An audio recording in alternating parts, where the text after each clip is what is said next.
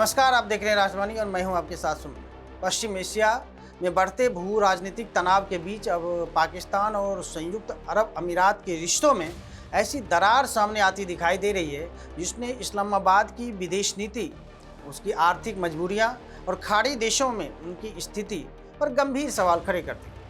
हाल के दिनों में आई रिपोर्टों ने पाकिस्तान के लिए चिंता और बढ़ा दी है। दावा किया जा रहा है कि संयुक्त अरब अमीरात ने हजारों पाकिस्तानी शिया कामगारों के खिलाफ कार्रवाई तेज कर दी है। बड़ी संख्या में लोगों को हिरासत में लिया गया और उन्हें फिर पाकिस्तान वापस भेजा गया। यह घटनाक्रम केवल प्रवासी मजदूरों का मुद्दा नहीं माना जा रहा, बल्कि इसे पाकिस्तान की विदेश नीति और पश्चिम एशिया की बदलती शक्ति संतुलन राजनीति से जोड़कर भी देखा जा रहा है। रिपोर्ट के अनुसार संयुक्त अरब अमीरात पाकिस्तान से इस बात से नाराज है कि उसने ईरान के खिलाफ खुलकर समर्थन नहीं दिया।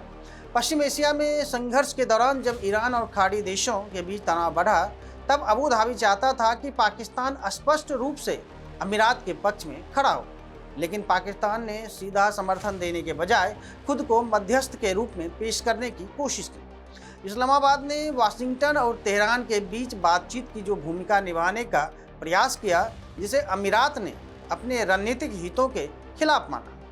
विशेषज्ञों का मानना है कि पाकिस्तान की यही संतुलन की नीति अब उसके लिए उल्टा असर पैदा कर रही है। पाकिस्तान लंबे समय से सऊदी अरब और यूएई जैसे खाड़ी देशों के साथ करीबी रिश्ते बनाए रखना चाहता है, लेकिन साथ ही वह ईरान के साथ भी अपने संबंध खराब नहीं करना चाहता। यही दोहरी रणनीति अब इस्लामाबाद के लिए संकट बनती दिखाई दे रही है। रिपोर्ट में कहा गया है कि अमीरात में काम कर रहे पाकिस्तानी शिया कर्मचारियों को विशेष रूप से निशाना बनाया गया है। कई लोगों को बिना स्पष्ट कारण हिरासत में लिया गया, उनके वीज़ा रद्द कर दिए गए और आपातकालीन यात्रा दस्तावेज देकर पाकिस्तान भेज दिया गया। पाकिस्तान के शिया संगठनों का दावा है कि हजारों परिवार इससे प्रभावित हुए हैं। उत्तर पश्चिम पाकिस्तान के शिया बहुल क्षेत्रों में लौटे लोगों की संख्या बढ़ने से स्थानीय स्तर पर भी गहराई देखने को और चिंता देखने को मिल रही है। हालांकि पाकिस्तान सरकार ने आधिकारिक तौर पर इन आरोपों को खारिज किया है। विदेश मंत्रालय का कहना है कि निर्वासित किए गए लोग कथित आपराधिक गतिविधियों में शामिल थे, लेकिन पाकिस्तान की सरकार इस मुद्दे पर यूएई के खिलाफ खुलकर कोई कठोर रुख अपनाने से बचती नजर आ रही है और इसकी सबसे बड़ी वजह उसकी आर्थिक निर्भरता मानी जा रही है। यूएई पाकिस्तान के सबसे महत्वपूर्ण आर्थिक साझेदारों में से एक है। करीब 20 लाख पाकिस्तानी नागरिक यूएई में रह के काम करते हैं और हर साल अरबों डॉलर की विदेशी मुद्रा पाकिस्तान भेजते हैं। बीते वर्ष पाकिस्तान को यूएई से लगभग 8 अरब डॉलर की रकम प्राप्त हुई थी। पाकिस्तान जैसे आर्थिक संकट से जूझ रही अर्थव्यवस्था के लिए यह रकम बेहद महत्वपूर्ण है। यदि कोई यूएस वीजा प्रतिबंध, बड़े पैमाने पर निर्वासित या रोजगार में कटौती जैसे कदम आगे भी जारी रखता है, तो पाकिस्तान की पहले से कमजोर अर्थव्यवस्था पर इसका गंभीर असर पड़ सकता है। विदेशी मुद्रा भंडार, रोजगार और सामाजिक स्थिरता तीनों पर इसका प्रभाव देखने को मिल सकता है। रिपोर्ट यह भी बताती है कि यूएई ने हाल के महीनों में हजारों पाकिस्तानी नागरिकों के वीजा नवीनीकरण रोके हैं। कई कंपनियों ने तो खासकर पाकिस्तानी कर्मचारियों पर कार्रवाई की है और कुछ बड़े कारोबारी क्षेत्रों में पाकिस्तानियों की भूमिका सीमित करने पर भी विचार कर रहे हैं। यही नहीं, हाल ही में यूएई द्वारा पाकिस्तान में अपने 3.5 अरब डॉलर के कर्ज की वापसी की मांग ने भी इस रिश्ते में बढ़ते तनाव को उजागर कर दिया।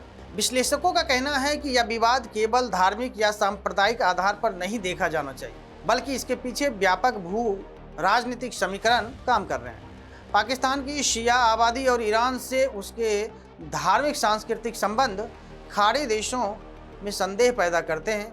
वहीं सऊदी अरब, यूएई और ईरान के बीच बदलते समीकरण पाकिस्तान की स्थिति को और जटिल बना रहे हैं। अब पाकिस्तान के सामने सबसे बड़ी चुनौती यह है कि वह अपनी विदेश नीति में किस प्रकार संतुलन बनाए। एक और उसे आर्थिक रूप से खाड़ी देशों की ज़रूरत है, दूसरी ओर वह ईरान जैसे पड़ोसी देश से टकराव नहीं चाहता। लेकिन मौजूदा हालात बताते हैं कि तटस्थता की नीति अब पाकिस्तान या पहले जितनी आसान नहीं रह गई है। इस पूरे घटनाक्रम ने साफ कर दिया है कि पश्चिम एशिया की राजनीति में बदलते गठजोड़ पाकिस्तान के लिए नई मुश्किलें खड़ी कर सकते हैं।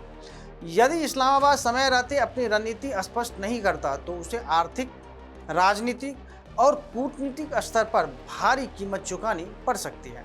फिलहाल पाकिस्तान और यूएई के रिश्तों ने आई यह खटास केवल द्विपक्षीय संबंधों का मामला नहीं बल्कि पूरे क्षेत्रीय शक्ति संतुलन का संकेत है। आने वाले समय में यह देखना बेहद महत्वपूर्ण होगा कि पाकिस्तान अपनी विदेश नीति में किस दिशा का चुनाव करता है या चयन करता है, क्योंकि यही फैसला उनकी आर्थिक स्थिरता और अंतर्राष्ट्रीय स्थिति दोनों को प्रभावित करेगा। आप इस पूरे घटनाक्रम को कैसे देखते हैं कि क्या पाकिस्तान की संतुलनकारी नीति अब उसके लिए संकट बन रही है? अपनी राय कमेंट बॉक्स में जरूर बताइए। वीडियो को ज़्यादा से ज़्यादा शेयर कीजिए और देश और विदेश की तमाम खबरों को जानने के लिए देखते रहिए राष्ट्रवाणी। धन्यवाद।